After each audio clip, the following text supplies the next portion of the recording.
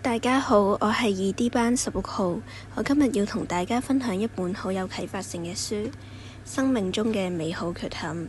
呢本書主要探討嘅內容係關於癌症同埋生命嘅無限可能。《生命中嘅美好缺陷》呢本書係由一位名叫約翰·葛林嘅作家所寫，並且喺2012年出版，於2014年改編為電影。呢本書嘅女主角叫做海瑟，佢不幸咁樣患上咗甲狀腺癌，並且癌細胞擴散到肺部，終日都要帶住呼吸機行動。但係醫學奇蹟竟然發生咗喺海瑟嘅身上。通過藥物同其他醫療手法，佢嘅腫瘤縮細咗，並且癌細胞都停止擴散。佢對同別人感到親近感到抗拒。佢害怕佢自己死咗之後會為愛自己人帶來傷害。佢係一個較為現實主義嘅人。男主角叫奧古斯都，佢係一個開朗自信嘅人。可惜佢患上咗骨肉癌，病痛奪走咗佢半隻腳。同海瑟相反，佢害怕被人遺忘，並且希望被人記住。佢亦都係一個較為理想主義嘅人。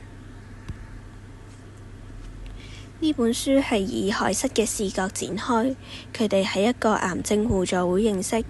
海瑟非常鍾意一本叫做《痛苦的帝國》嘅書。呢本書講述嘅係一個患癌女孩嘅故事，但係書本嘅結局一直都冇下文。海瑟就同奧古斯都通過許願基金會安排佢哋去阿姆斯特丹拜訪作者。中途經過唔少波折，先總算見到作者，但估唔到作者竟然係一個性格不良嘅失敗作者，唔單止嘲諷海瑟同奧古斯都，更加表示自己唔知道書中嘅角色嘅結局。得知呢件事之後，佢哋只好失望而回。但喺呢一段旅程入面，海瑟同奧古斯都嘅感情升溫。海瑟亦都因此暫時忘卻咗病痛，而喺阿姆斯特丹嘅經歷亦都成為咗海瑟人生中最難忘同美好嘅回憶。估唔到喺回程嘅時候，奧古斯都喺飛機上面突然間劇烈疼痛，但佢謊稱只係胃痛。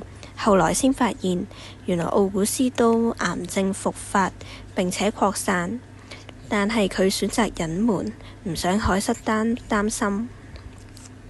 佢喺生命嘅最後時刻選擇舉辦一場生前葬禮。佢邀請海瑟同佢嘅朋友參加，藉此教導海瑟愛嘅本質係接受痛苦嘅道理。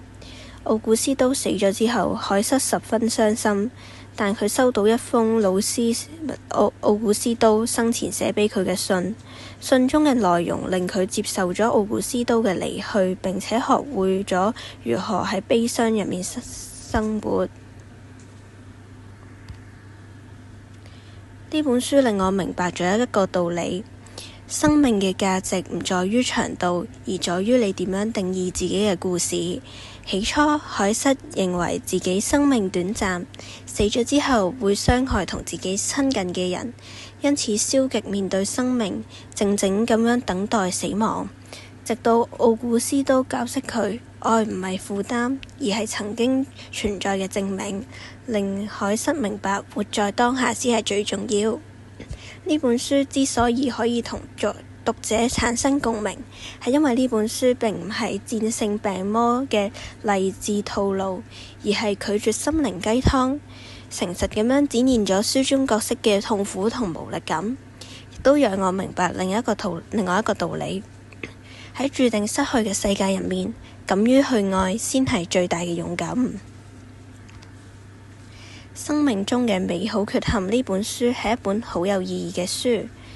睇完呢本書之後，啟發咗我對生命嘅思考，亦令我明白死亡並不可怕，要珍惜眼前人。如果大家有時間，我都非常建議大家睇呢本書。多謝大家收睇。